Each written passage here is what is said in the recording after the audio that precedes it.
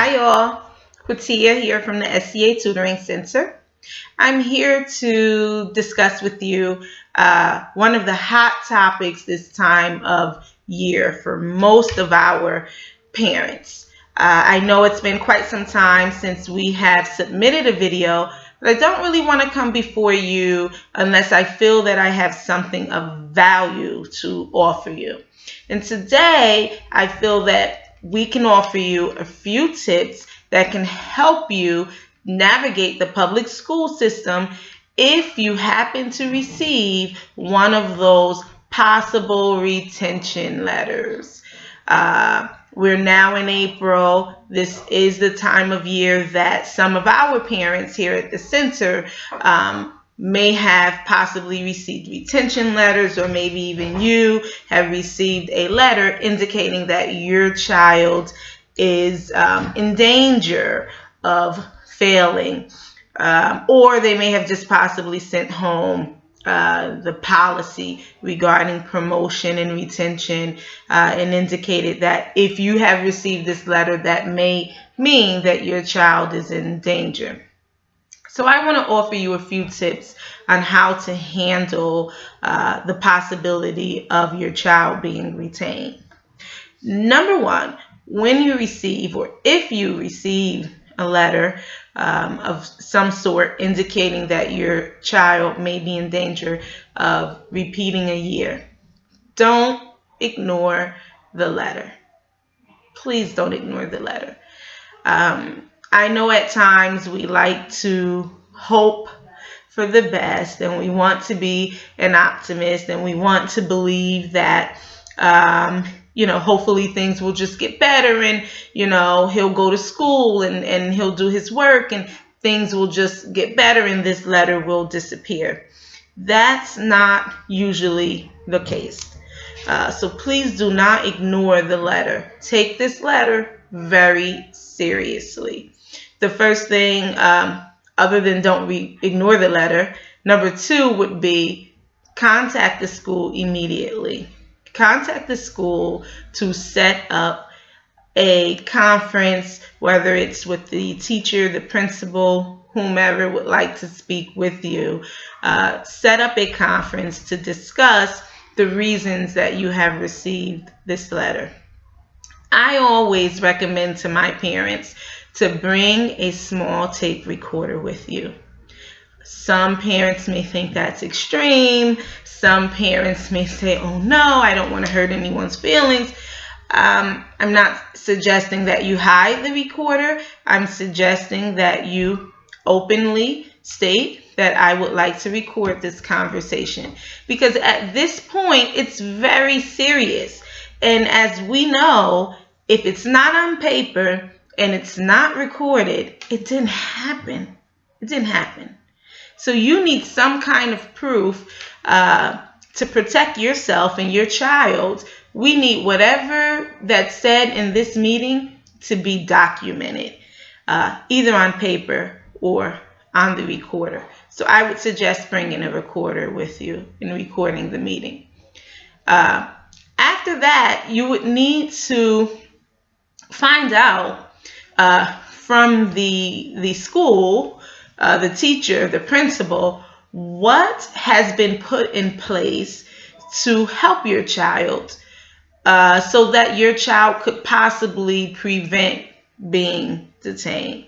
The schools, not detained, retained. The schools have an obligation to your child. So the school should not simply send a notice to you in April and indicate that your child may be retained. The school has an obligation as soon as they realize that your child may possibly be in danger of failing. The school has an obligation to put measures in place to help your child. So that would be a question that I would present to the school. What have you done from the moment that you realized my child was in danger? What have you done? What measures have been put in place to help my child? Secondly, I would question the timing. Is this your first notification? Were you notified earlier in the school year? If you are notified early in the school year, parents, please, please seek help. Seek help. If you are notified early in the school year that your child may possibly be retained, please be proactive. Go out and find any resources possible. And sometimes those resources are not always free. And we have to be willing to pay and do whatever we need to do to make sure that our children are properly educated. So you go to the school, you find out what are they going to do, because they are obligated to make sure that your child succeeds. So the moment you find out my child is in danger, you need to flip that and go back to the school and say, my child is in danger of failing, and I would like to know what you are going to do to help him or her. But do you stop there? Do you stop there? Absolutely not. Because at the end of the day, you are the parent. And we can talk and discuss the school and their obligation from here to tomorrow. However, at the end of the day, you are the parent, and your child is your number one concern, and you are responsible to make sure that they are properly educated as well.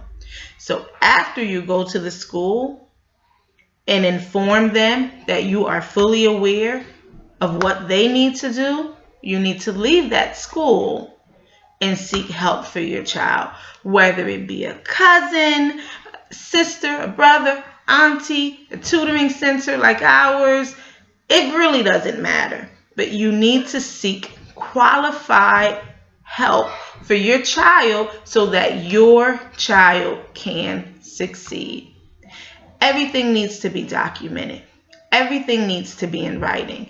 This is a school, the school system, I understand, and you may like your child's teacher, and you may think the principal is great, and you may think everyone is lovely, but if it's not in writing, it did not happen. It did not happen. So if you do not want your child to be retained, it needs to be in writing. You need to go to the school. There's no need to go there and yell and get upset or cry and beg, however you tend to handle things. There's no need to do that. You go there, you express your opinion, you express your concern, but everything has to be documented. And after that point, where you've documented everything, you've met with the principal, the teachers, and you've done everything that you need to do, then you wait for the school to see what they have put into place. And at the end of the school year, you meet with them again to discuss the progress that your child has made, and you let them know whether or not you intend to allow your child to be retained. But you have a voice, and your opinion and your voice does count, and you need to be willing to express yourself and not become intimidated, because your child is depending on you. So you cannot become intimidated of this process. You have to do whatever you need to do to ensure that your child is successful. So that's it for me today. Thank you for listening. Don't forget to go over to our Facebook page and like us there, follow us on Twitter, and visit us at our website. And I hope to talk to you very soon. Have a blessed one, everyone.